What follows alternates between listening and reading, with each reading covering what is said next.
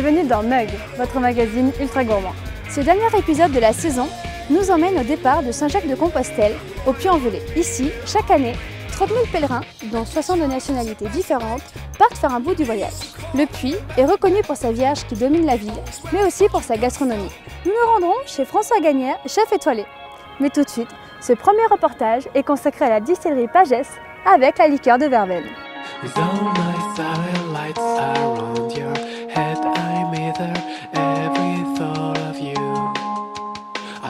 Chaque année, 120 000 bouteilles de liqueur de verveine sont produites et commercialisées en France et une petite partie à l'export. Cette emblématique spécialité du Velay est fabriquée par la distillerie Pagès. Sa recette, gardée secrète depuis plus de 150 ans, est transmise de génération en génération. Elle associe un grand nombre de plantes et d'épices des 5 continents à la verveine locale récoltée par la distillerie.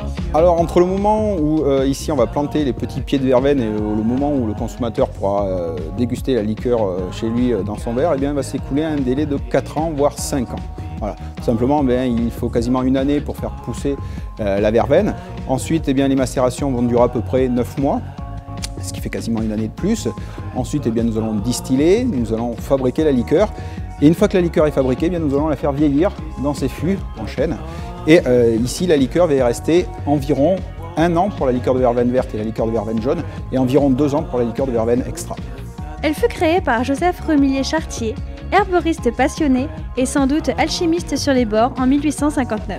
Remillier a épousé une dame de Haute-Loire parce que c'était un Savoyard d'origine. Et apparemment, il y avait quand même une culture un peu en Auvergne de cette plante de verveine qui était déjà pas mal utilisée, même du temps des Romains et des Gaulois.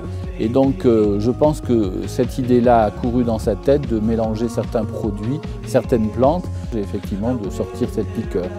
La verveine reste fidèle à son terroir, mais aujourd'hui, d'autres spécialités l'accompagnent, aux saveurs auvergnates ou plus exotiques. François Gagnère est un amoureux de cuisine depuis 12 ans.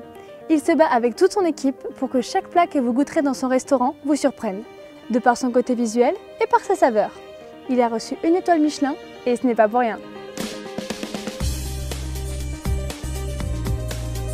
30 ans d'expérience dans le métier, en démarrant à l'école hôtelière jusqu'à aujourd'hui.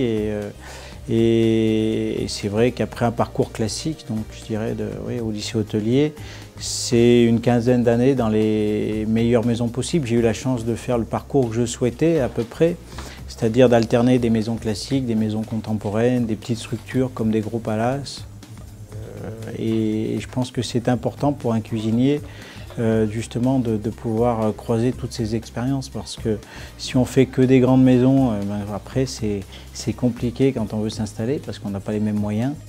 Si on n'est pas forcément très bon à l'école, mais qu'on a envie, qu'on est motivé, on peut quand même réussir en travaillant dans des métiers comme celui-ci. Une cuisine à la fois de simplicité et de professionnalisme.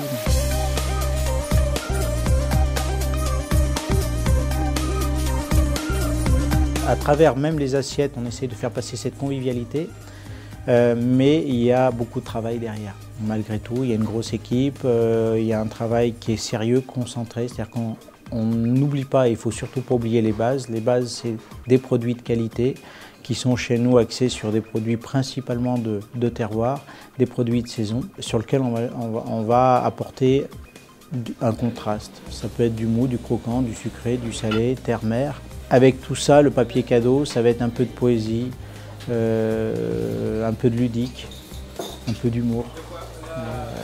Mais la base, ça sera les produits, les cuissons, les assaisonnements.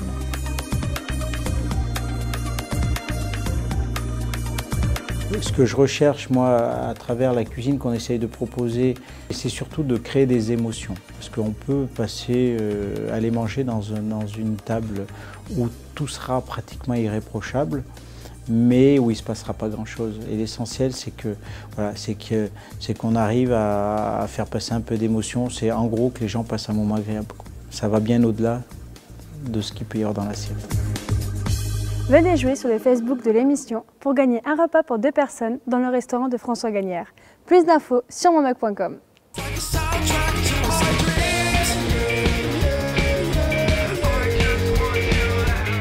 Bernard Gavotti, critique musical au Figaro dans les années 60, écrivait ses articles sous le pseudonyme de Clarendon. La famille Gavotti exploite le domaine depuis 1806.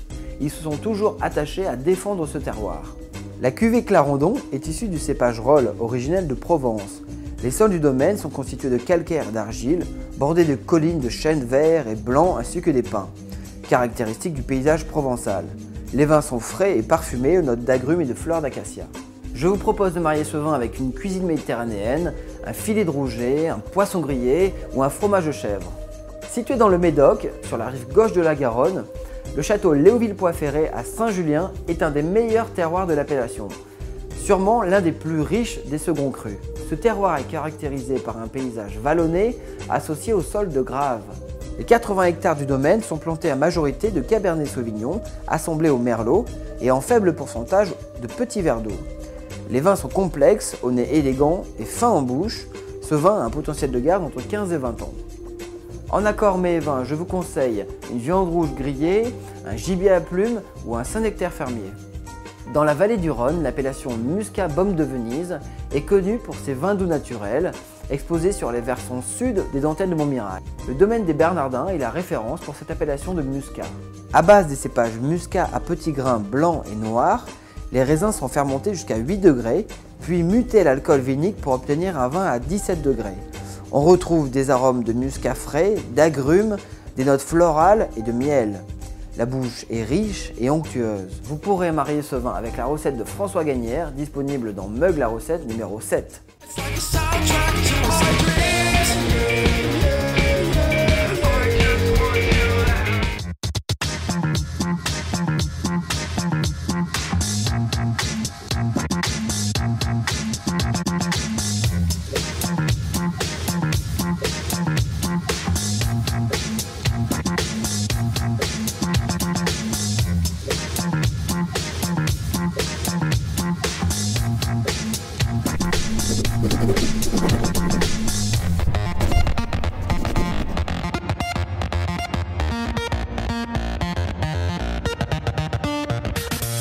C'est terminé pour cette première saison de Meug.